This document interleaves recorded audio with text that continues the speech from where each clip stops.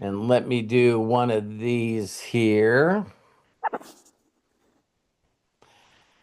Okay, everybody. Hello. Nice to see you. Thank you for daily wisdom with Robert Hollis and Terry Hollis. Wow, I gotta say it all. You know what I mean? And hi, Shelly. Hi, Charles. Hi, Melody. Hi, Deborah Bronner.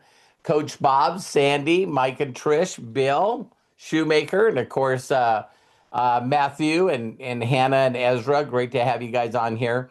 So I got a really what? Lisa Marie just joined. Yeah, hi, Lisa Marie. And excuse me. So the subject that I got to talk about today, you guys are really, really gonna love. I hope you do anyway. But I remember I'll just tell you where some of the information came from, and you can go and listen to it. I think it's really good. Some of you might not like to, but there's a guy out there, and I'm trying to think of his first name, but he does a podcast called "The Diary of a CEO." You want me to look him up? I think his name is something Barrett.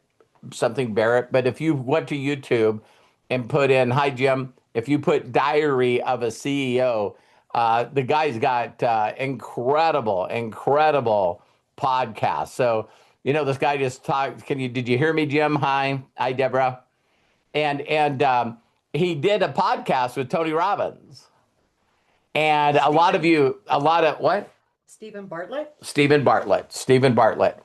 And I know some of you might not know this, but Tony Robbins, and he even says it in the podcast, is Tony Robbins' mentor was Jim Rohn, and so I was really, really blessed to get introduced to him early in my career, like within the first year, because I just wanted to know who was Bill Gould, my mentor's mentor, right? And I found out that it was Larry Huff and Larry Thompson.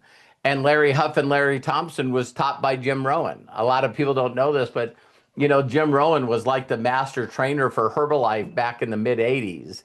And again, every time I listen to Jim Rohn, there's one thing I say about Jim Rohn that I will not say about any other speaker because it hasn't happened yet. But I call it content per minute. Content per minute. That Jim Rohn mastered the art of saying the most with the least amount of words. Wow. I've never said that ever. He mastered that. So what does that mean? That means that if you went on YouTube and put in Jim Rohn and his last name is Rohn, you'll find all kinds of stuff all over the place about him. I know, I believe it was Success Magazine, if you guys remember that, bought all of Jim Rohn's stuff, so they still market it, but a lot of his stuff is for free online. And he even has one that's not only we were talking about the other day, the parable of the sower, but he also has one that's really powerful, which is how to build a successful network marketing organization. And I've listened to that thing. Every time I listen to that, I have these aha moments. You know what I mean? That's how contact his stuff is. So I don't know if you guys have ever heard this, but while I was listening Tony Robbins talking about where he came from and what he learned from Jim Rohn, is we've all talked about this before in our lives. But every time something's not good happening in your life, Jim Rowan's response to that always was, "Oh, so you're experiencing a little bit of winter." That doesn't matter what the hell's going on in your life. He's like, "Oh, you're experiencing a little bit of winter." And people go, "Well, what do you mean?" And he goes, "You got to be excited for spring."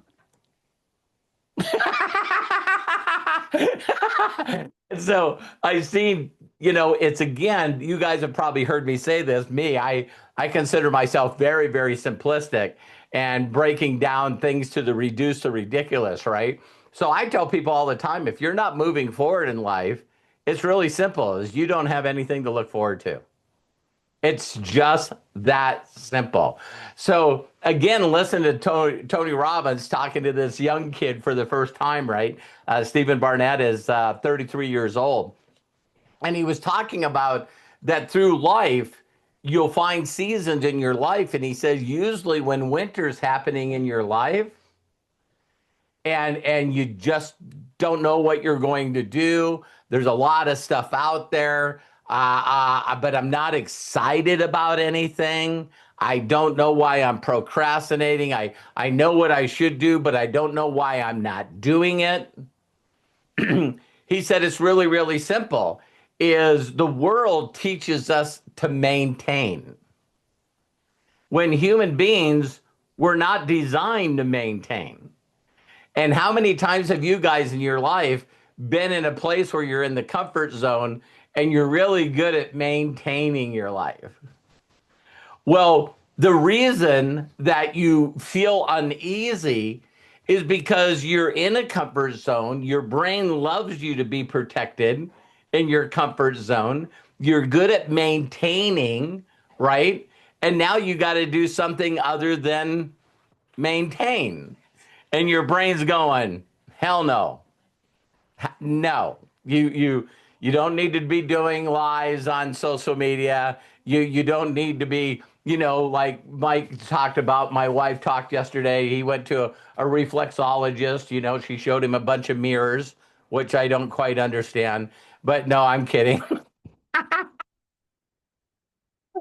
My mind does that stuff. Terry went to a chiropractor. So, like, how many of you guys have ever been to a reflexologist and they taught you how to use a mirror for the first time? No, I'm just joking. But the point being is that a lot of us realize in life that it's really, really comfortable maintaining. But when we're not growing, we're not happy. See, that's where, depression comes in, anxiety comes in, fear comes in. All these things come in because the illusion that we have is that we're maintaining. That's an illusion. Everything's slowly getting worse. We don't want to think that it is, but it's slowly getting worse. And if there was, as I just brought that to you, I got a download. If it was only one word called inflation, if there was only one word, that's why we can't maintain our lifestyle. How many of you guys understand this? So if the dollar doesn't buy what it used to buy, then if we're maintaining, things are getting worse. And, so the whole key is I don't know if you guys have ever heard these before. I've talked about them before because they came from Jim Rohn. So if you know the 6 reasons that you do things, right? I'll give them to you. Is we have to have these things in our life. If we don't have these things in our life, we're unhappy. So the first thing that we have to have in life is certainty. How many of you guys do understand? And again, if you want to get the whole video, I'd suggest that you go look it up. But certainty is very, very important in our life. Part of certainty is security, right? So, we've had some conversations. We're all pretty open and stuff. And I've seen Coach Bob, he's really in a position right now with things that have happened in his life where he doesn't have that certainty. He doesn't have that security. And I don't think Terry does right now either. So when you don't feel certainty and security because things are changing and you're moving to a different thing, it affects your sleep. It affects your mood. It affects everything in your life. Wouldn't you agree? So certainty and security is such a high level. I'll give you guys all of them and you can pick out where you think you are. Now, if you're doing something the same all the time, it then becomes boring. So people won't admit this in their life, but we all have a desire for uncertainty. Now, everyone says that they love a surprise, right? How many people would love a surprise or a surprise party, right? No, that's bullshit. We don't. We only like the surprises that we know about, right? It's like I want to sort of know what the surprise is, and then I can be surprised, and that's exciting. But a lot of us get bored whenever you hear some people that don't understand uncertainty in their life. These are people that you hear that have been married forever, and then all of a sudden you find out one of the spouses cheated on the other one, and then we go, oh, they went through what is that called? They went through midlife crisis, right? A midlife crisis is when you realize that you're just sick and tired of everything going exactly the same way. Your mind and who you are wants to shake things up. Here's another thing that I can prove to you that people find very interesting. Was there anything in life in your past that you're sort of blown away, that you were so much in love with, that you spent so much time doing, that just it's not an interest for you anymore? See, like I've said this before, it's like if you guys would have seen me when I was younger, football was a really, really big part of my life, including playing it. You know what I mean? So, even when I graduated from high school, I hung around with a bunch of people that did martial arts. I loved martial arts, and we would play flag football on Thanksgiving. We would always play flag football. Well, when you get older and you get hurt, it just lasts a lot longer. So I don't know how many people last night watched the national championship, but I will take time off to focus on two teams trying to create history for the rest of their lives. You know what I mean? So I don't know if you could watch a replay of the national championship, but it was a total Cinderella story last night. I mean, here's the thing. Not only is it from, the Indiana Hoosiers, right? But I guarantee you what happened this season and what happened last night, there definitely will be a movie done about it.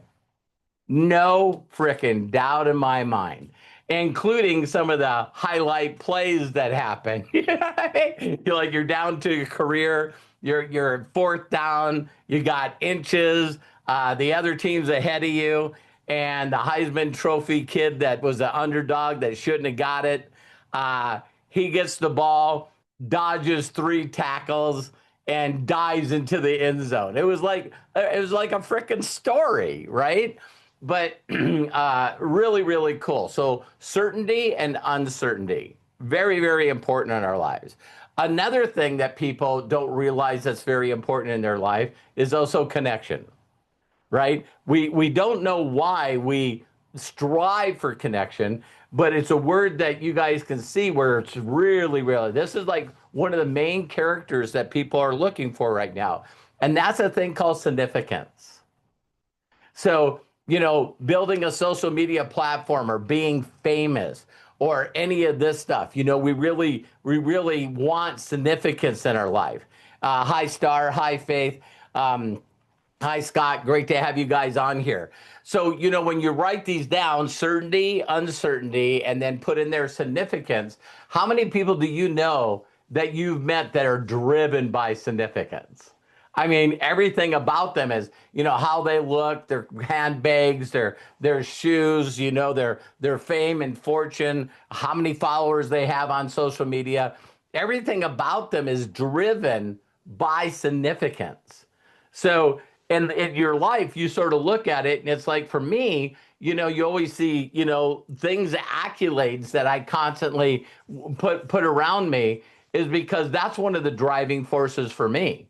What makes me really, really productive and driven is when I get into a new company or I get into a new industry, I'm constantly thinking how I can get significance in that world, whether it's speaking or being an author or now being involved in Immunitech or being involved in school. There's a big driver in me that I get paid very, very well for creating significance. How many of you guys understand that? Now, it's interesting. Hi, Scott. Thanks for jumping on here. How many of you guys know people that significance is not even in their top 3 or 4? You know what I mean? So what's really, really interesting is they don't really care. You know what I mean? And it was neat when I found people like this. It was like, hey, listen, we'll bring you on stage and we'll recognize you, because you're a top 10. And they're like, just I'm pay me. good. I'm good. Yeah, just pay me. You know what I mean? So when I built MDC around Terry, right? And she had to get on stage at the beginning. It was like there was a real friction between her and I because she just didn't care. But it still worked very, very good for us, right? Very, very good. And so significance is really, really important. Now, the two that people sort of hang off on, and you'll see why I'm driving to these, is I talked about connection. Another part of it is just to be loved, just to be loved and accepted. You know what I mean? And this is where you'll see a lot of things where people will focus on significance. They'll become a good actor or a good singer, or they'll become a good athlete. They'll be good on social media. They'll build a business. And then after they build the business, then they think that everyone should love them. And what they don't realize, as soon as they are significant, then everyone comes out of the woodworks to beat the hell out of them. You know what I mean? Do you guys understand this? So it's like, listen, I'm somebody.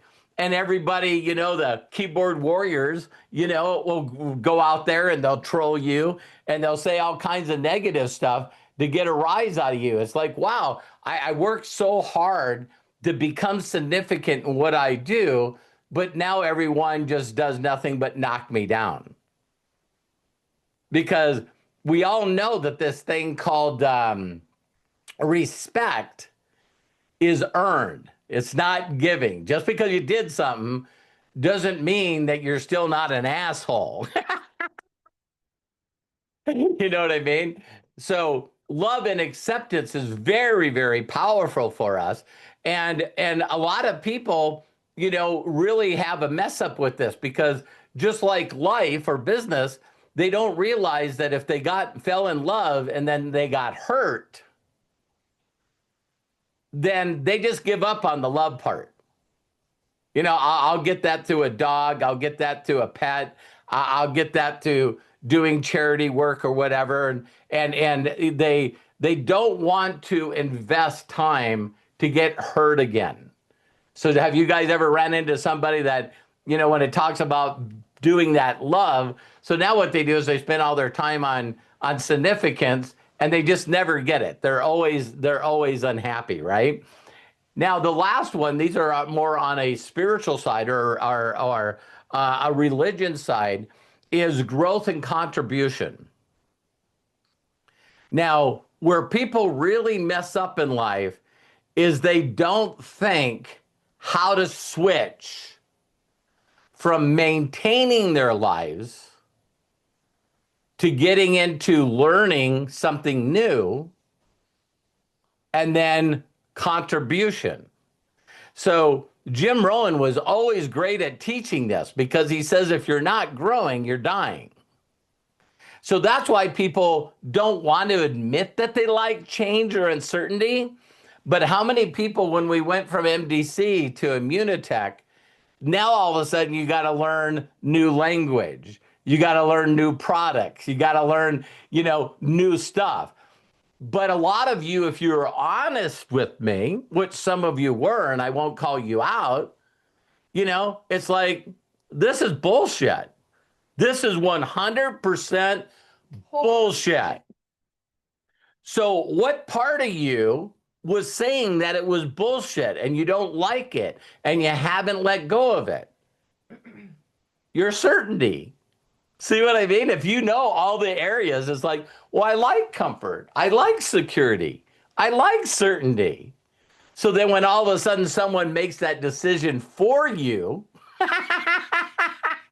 it's like, see, it's okay for you to make a change. But when someone makes a change for you, it's like, F this, this is stupid, this is bullshit, I don't like it. Can we go back?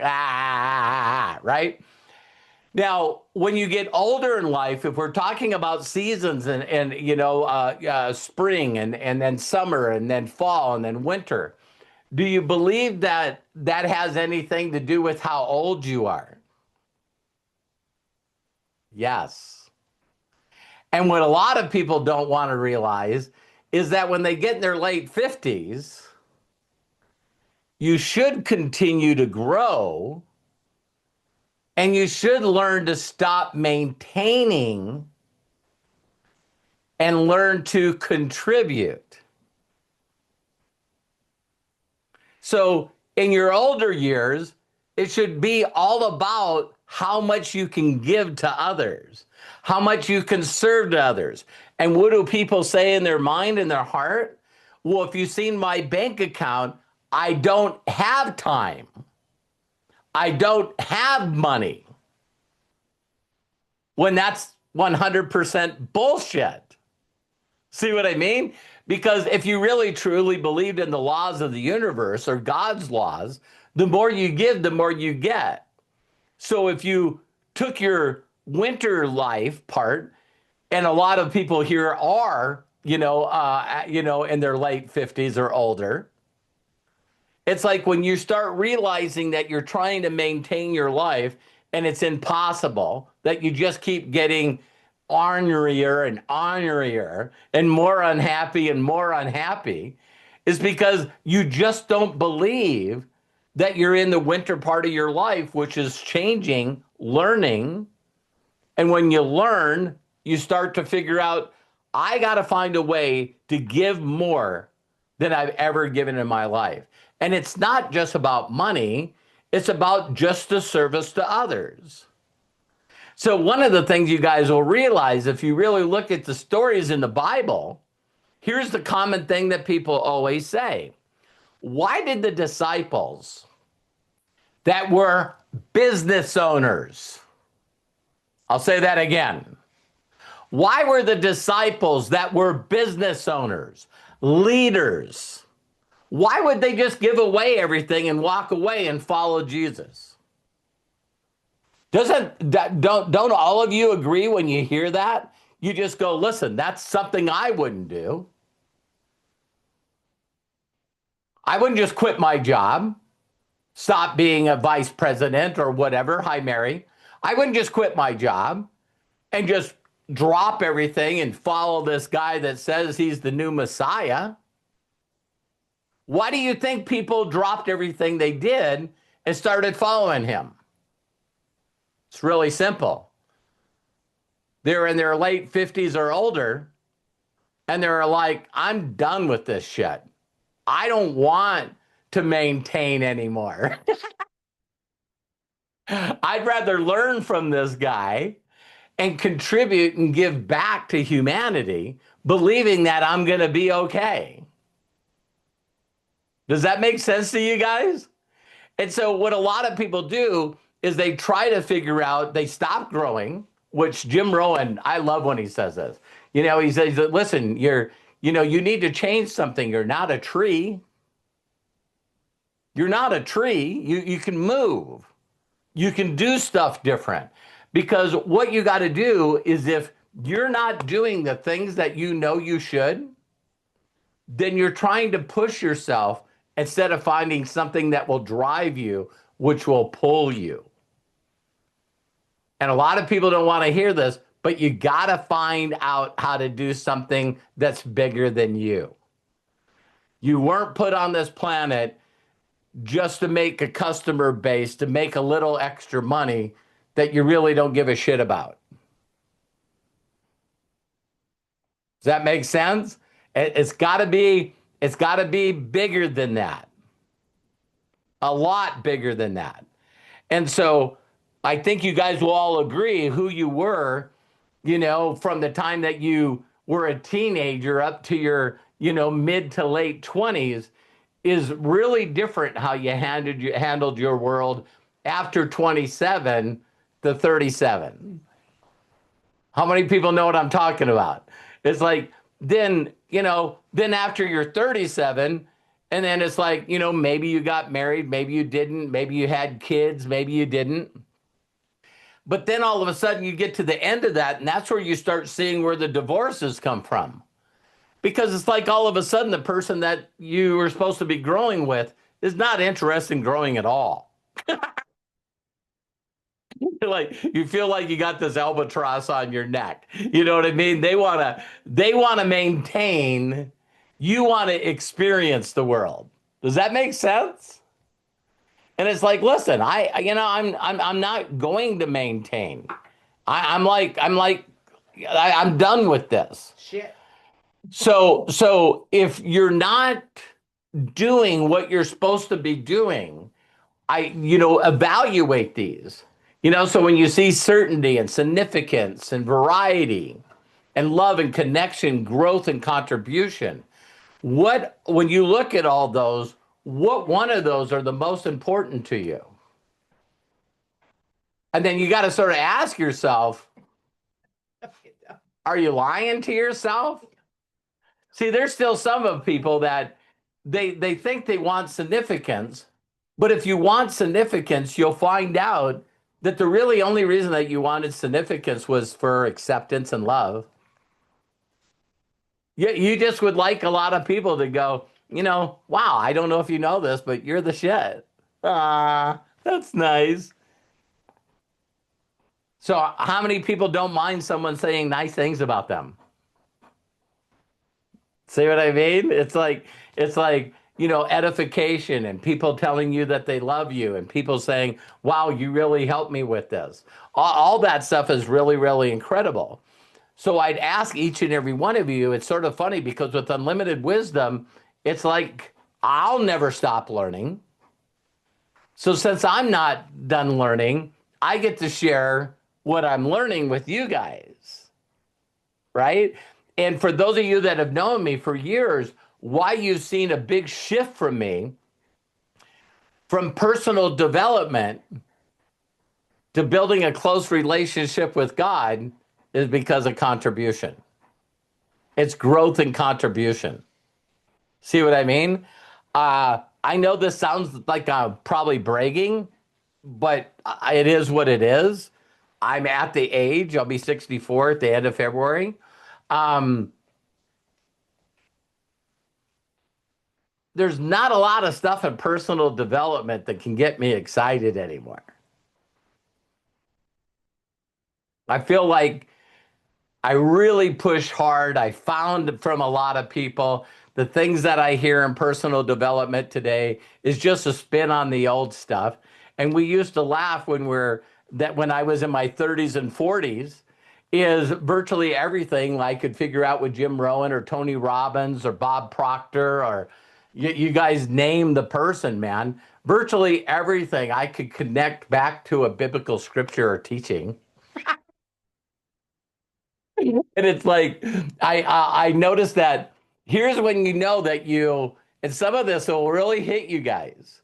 So since you've watched me really dive in to doing things on a building my relationship with God, I know that a lot of you have watched me move toward that, but you have yet to decide to go that way. It's like, I'm sort of comfortable and my certainty. I don't need to be stepping into stuff that I don't know a lot about that will make me feel uncomfortable. Well, if you're not growing, you're dying. So I've seen people where I'll start pushing into the God side of it, the universe side of it, and everybody goes, no, thank you. I'm going to dive back into personal development. Why? It's familiar, it's comfort, and it made me feel really uncomfortable. That's when you know that you're doing it. So when I decided to do Master's Mind, and I mentally have to make a decision to grow on a spiritual level so I have something to feed you guys on Master's Mind, do you understand that that's still not um that's not my default mode. It's still not my default mode. What if I asked you to do Sunday's Master's Mind? Yeah, it's like, listen, I want you to go show up on Sunday. You can do a personal testimony of what God's done in your life and why you love Jesus Christ with your heart and soul, and share with people why it's important for them and what you do every day to build that part of your relationship with God. How many of you are going like, not yet. No thanks. I can hang out for a little while. So yeah, Mike is like going like this. It's really, really funny because if you really think about your life, for instance, right? And just know that you know this, right? Some of you at one time were anti-entrepreneur. A lot of people at one time in their life was anti-entrepreneur, which means if someone was going to start their own business or someone was going to market and sell something, you went like this. Hey, Mike, you need to check this out. The hell I do. You know what I mean? And I still know people like that. You know what? 4:45. Guess what I'm doing? Cleaning up my tools and changing my uniform and go bullshit with the guys around the water cooler and the time clock. And when I check out, I'm gonna go with my buddies to have a beer, and I don't need your bullshit. You know what I mean? I'm just checking out. And how many people do you know that I still have friends that's their life, and then they go into retirement. I'll give you guys a really funny. You guys have heard, if you haven't heard, I'm not very close to my family, right? It's like not at all. And all of a sudden, my uncles, they decided they're all sort of entrepreneurs. And my uncles, on my mom's side, she was one of seven or one of nine. I don't remember. But they all decided at the end, when they were retired, every other year or every year they would go to Alaska for a giant salmon fishing, right? And it was pretty interesting because one of the my uncles was in a wheelchair. He got in a car accident when he was really, really young, and they would drag him around with the wheelchair, and all these brothers, you know what I mean, would just go on this fishing trip. And like not even 4 or 5 months ago, I'm the one of the very few that was born from a daughter of that family. So my last name is Hollis, not Nice, Nice.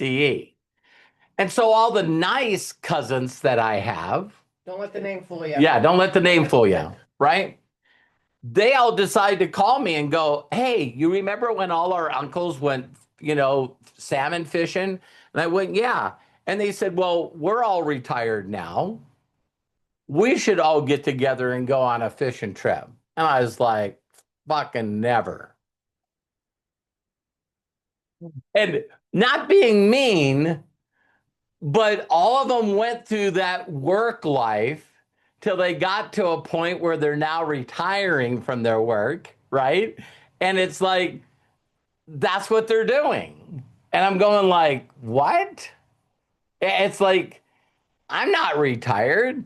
I'm excited about what I'm creating. I'm focused on still the important part of my creation part of life.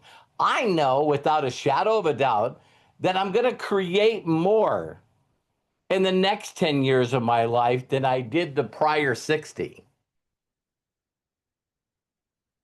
Did you guys hear that?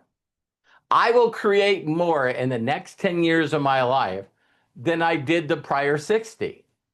Why? Wisdom, experience, connections. I have all these things, my connection with God.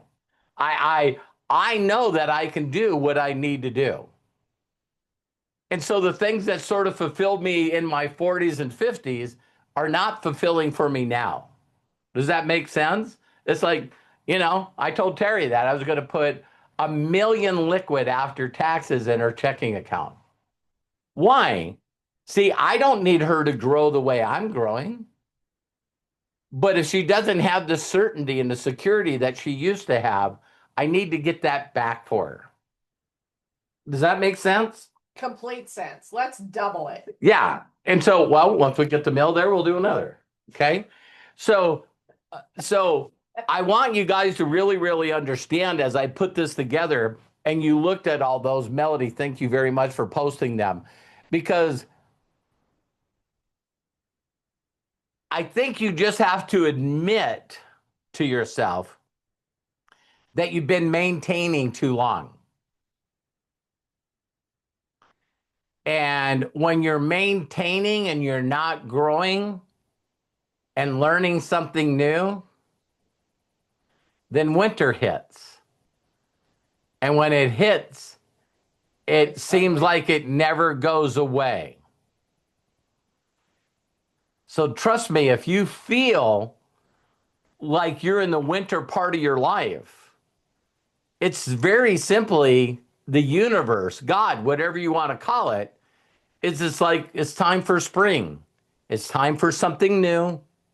It's time for you to focus instead of doom scrolling and procrastinating.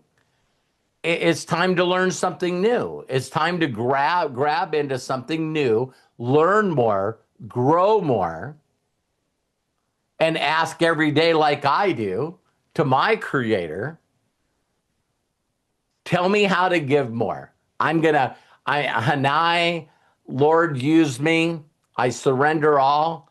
I'm going to believe that if I go into this next season of my life, that I'll impact and make more changes and more people than I ever have in my life. And I don't have to worry about where the money's coming from. Right? A lot of people, what they do. And Bob, how old are you? 52. 62? We're the same age. You look way Shut younger. up. You look way Okay. younger than me. Yeah, Bob looks younger than 62. But I hope that all of you will watch that webinar, that podcast, because I just know that it's going to have the effect on you that it has on me. And it's like, listen, it's for some of you, I'm not going to call you out, but I know that you've been maintaining forever. You've been maintaining since I know you, right? And if you've been maintaining, you know that you're maintaining. Does that make sense? And so it doesn't make a difference if you made no money in the previous company, network marketing company, or you're stepping into this new one. You getting up every day going, you know what I'm going to do? I'm going to build a loyal, satisfied customer base, and I'm going to build a lot of consultants that need to make extra money so that I can get on the other side of money. You don't realize that season of your life is already done. Me and Mary talk about this all the time, and people can talk about, how incredible they were. That's it. That I don't even have to say anymore. So I can talk to Bill or Mike or Sandy or Lisa Marie, any one of you, and you can tell me, oh my God, let me tell you about when I was in my 40s. Okay. You were growing, you were driving. It wasn't that you wanted to be an average person or you wouldn't be here. So you're learning and you're growing and you're who you were as a person was a person that was happy and fulfilled. And now what you got to realize is that when you're not growing anymore, because Scott McKinney, thanks for jumping on here. It's like, I think that you guys are understanding what I'm saying. I don't need to continue to beat a dead horse. So what you're thinking is you're like, wow, I'm just going to get really excited about Immunotech and market Immunical, build a big customer base. And as I make money, then I'm going to make the changes. No, you make the fucking changes and your Immunotech business will explode. Does that make sense? You can't stay in that comfort. So you know, I will say this about Bob because I love him. It's like it's like when I met Bob, everything that Bob was doing was right for that season of his life. And he got praise and recognition, he got significance, he got growth, he got all of those things. And he's walking across stage, no one knows who the hell he is, no one bothers him, and he walks across the stage with the number one plaque for getting more customers in MDC than anyone, and no one knew who he was, and he's making this incredible money and no one knows who he was. And see, Bob just didn't want to admit that the season changed for him. So now he's reaching out to people trying to do shit that he used to do. And every time he does that, he even said this. He goes, man, I know how to do this. I know how to do this. I know how to do this. And then I push it out there. And then as soon as I push it out there, I find people that tell me they want it, but then they would just rather not do what I tell them to do, or they'd rather rip me off and not. And he's like, when he said this, he didn't realize that he said it, but maybe he will when I tell him. He goes, it's just like God's telling me I shouldn't be doing this. And I'm like, no shit. Bob, I've been telling you that,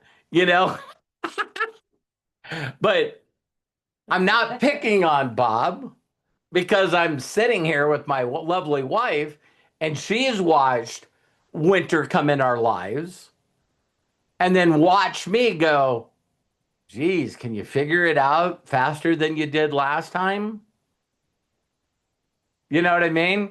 Because I'm a human being just like you all, and I'm sitting next to my wife my wife will never bullshit, and everyone looks at our career as this when it was.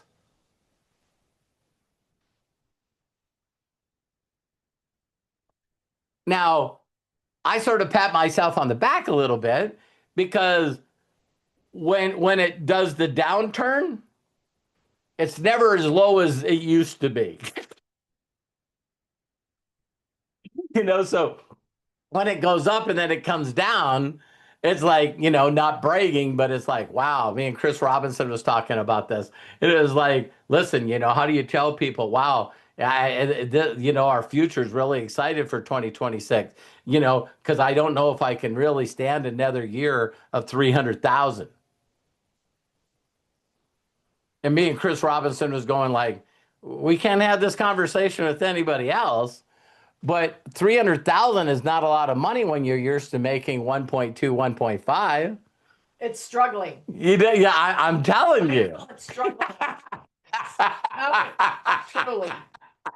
So struggling and annoying. Yeah, so don't look at that as anything other than saying, hey, I used to make 50,000. I used to make 50,000 and I don't like 30,000. Or I used to make 30,000, I don't like 15,000. See what I mean?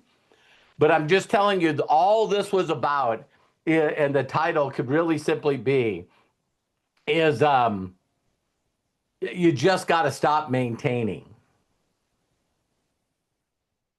Just be very open and honest with yourself that if you're getting up in the morning and your thoughts is not how to expose this to new people,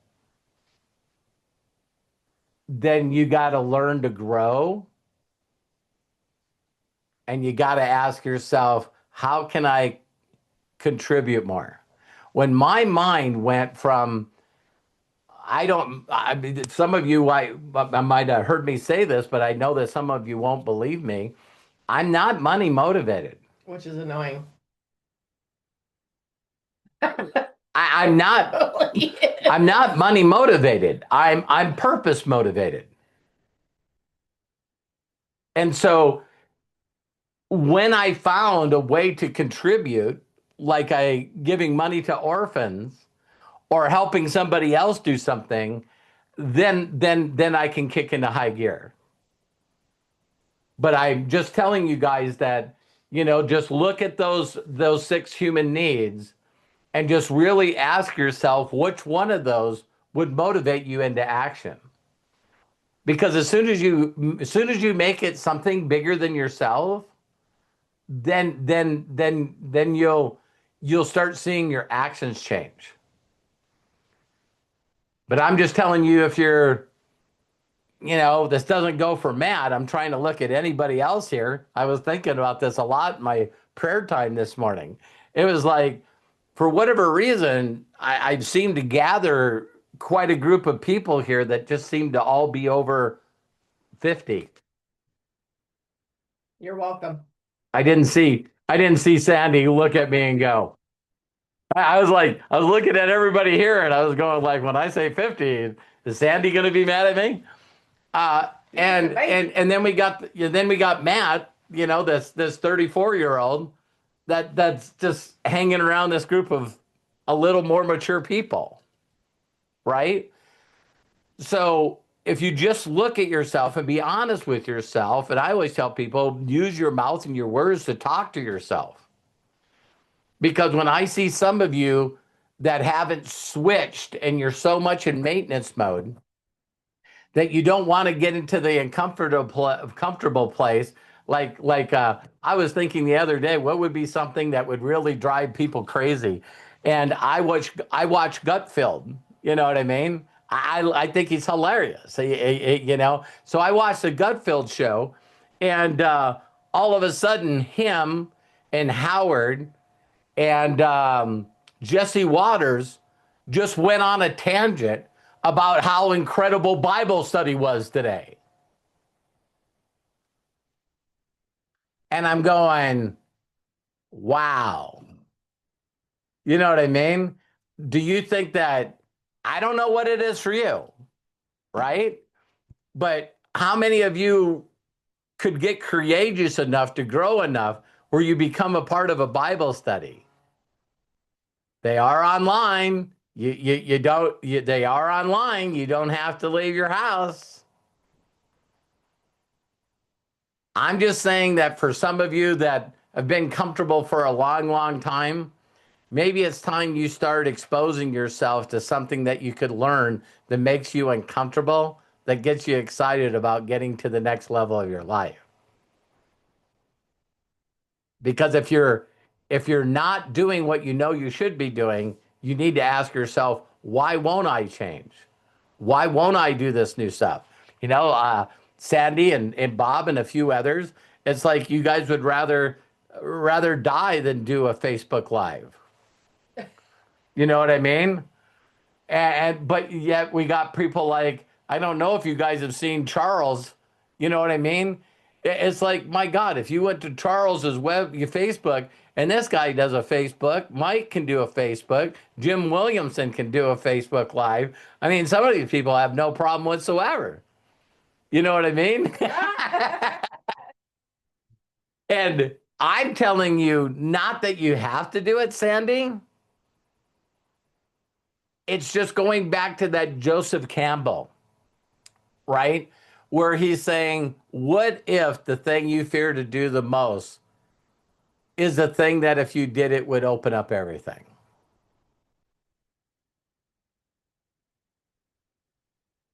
So, and the hero's journey, why Joseph Campbell wrote about that's in virtually every success story, including watching the national championship last night or watching some of the playoff games, is when you get to see athletes know that they got to play the best game of their life, or they just get to be told by everyone that they lost another playoff game.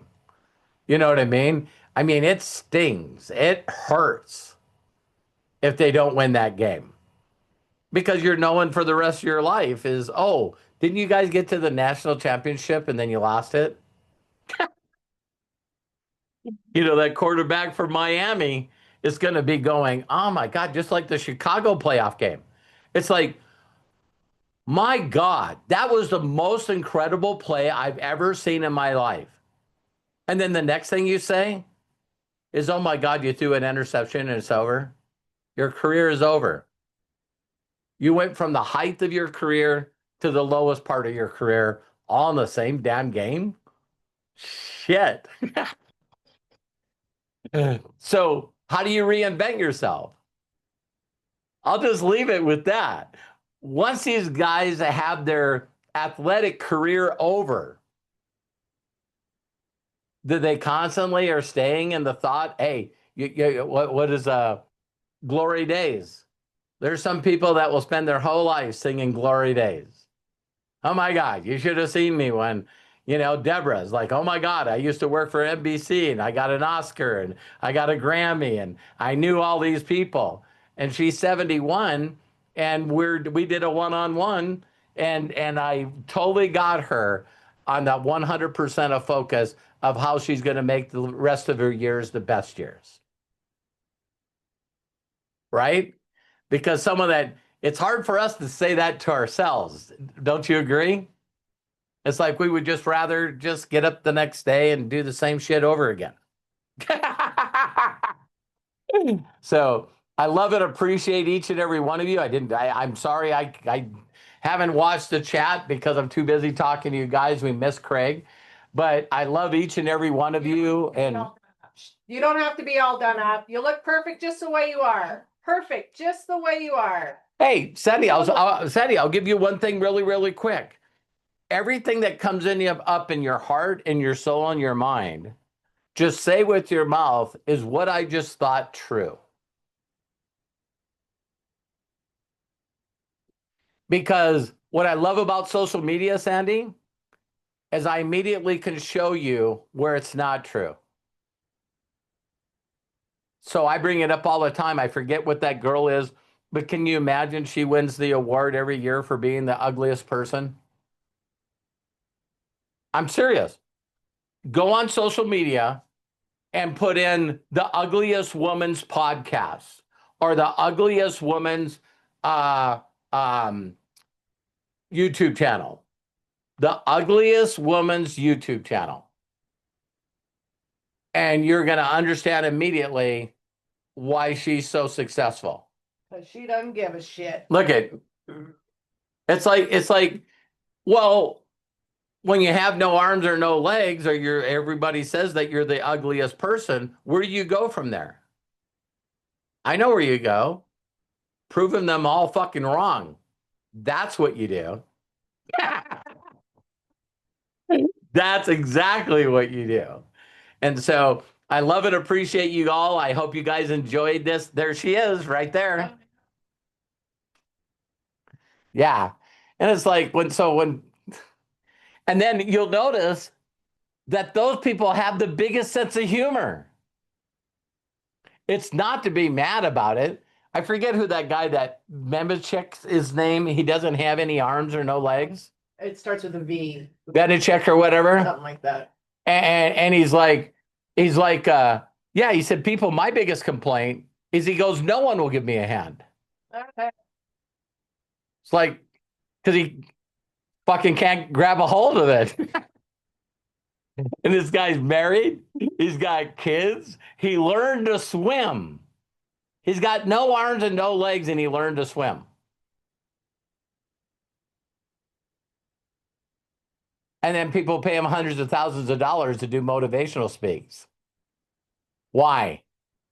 Because it's like this guy stopped looking at all the problems and was looking for the solutions. Right? So I love and appreciate you. Have a great day and talk to you tomorrow.